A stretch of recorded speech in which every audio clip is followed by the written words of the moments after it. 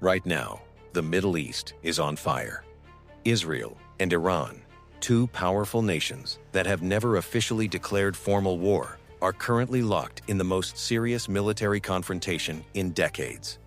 Missiles are flying, cities are bracing, and world leaders are calling this one of the most dangerous crises in recent history. But how did we get here, and why are they fighting today? Let's break it down. The tension between Iran and Israel didn't begin yesterday. It stretches back over 40 years. After the 1979 Islamic Revolution in Iran, the country shifted from friendly ties with Israel to ideological opposition. Tehran's leadership embraced an anti-Israel stance and supported groups opposed to Israel throughout the region. Over decades, this simmering hostility became a core part of Iran's regional strategy. Israel, for its part, sees Iran not just as a political rival, but as an existential threat, especially because of Tehran's ballistic missiles and nuclear ambitions. This background created a slow-burn rivalry, one that until recently had rarely exploded into direct conflict between the two countries' armies.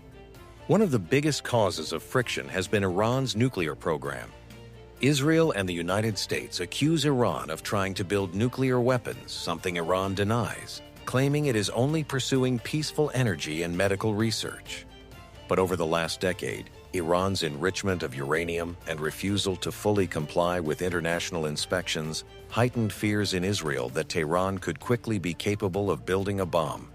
These fears fueled covert actions, diplomatic standoffs, and sanctions, all layered onto the broader rivalry. Negotiations with Western powers have repeatedly stalled, and mistrust deepened. This nuclear question has been the central trigger that moves tensions from diplomatic hostility to open conflict.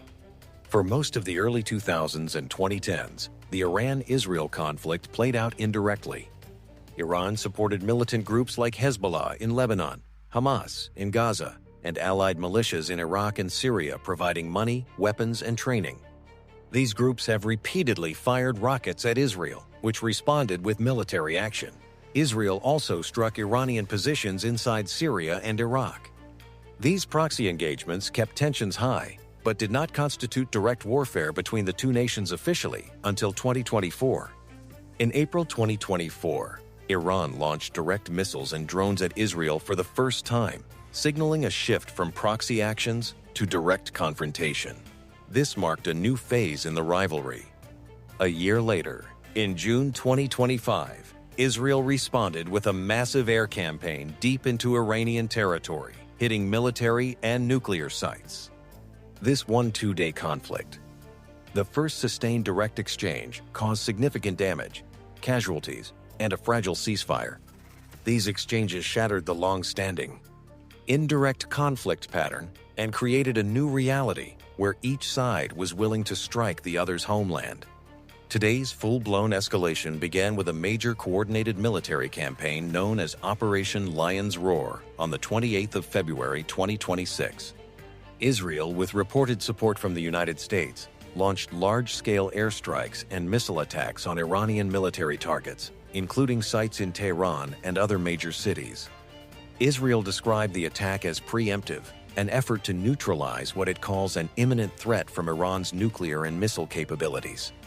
In response, Iran fired a barrage of ballistic missiles toward Israel, prompting nationwide air raid sirens and heightened state of alert. This represents a dramatic escalation. For the first time in decades, both Israel and Iran are striking deep into each other's territory with conventional military firepower. There are several reasons this conflict erupted into full war right now. Iran and Western negotiators failed to reach a deal that satisfied all parties on nuclear limits and missile restrictions. Israel's leadership believes it cannot wait for diplomacy if it thinks Iran is close to a nuclear breakout. The United States has openly coordinated and participated in strikes, broadening the conflict scale. These factors combined created a trigger point, pushing the long-standing rivalry into a dangerous new stage. This is now more than a regional war. It's a global flashpoint. Iran sits near critical oil routes. Conflict threatens supply lines and prices. Negotiations aimed at curbing nuclear programs are now overshadowed by bombs, not talks. Allies of both sides could be drawn in, making this crisis potentially broader than the Middle East alone. The Iran-Israel war we see today isn't just about one incident. It's the product of decades of rivalry, mistrust, nuclear fears, and repeated escalations. To understand this conflict, you must see both the long history and the spark that lit the current fire. Welcome to D-Block. It's not conspiracy, just reality.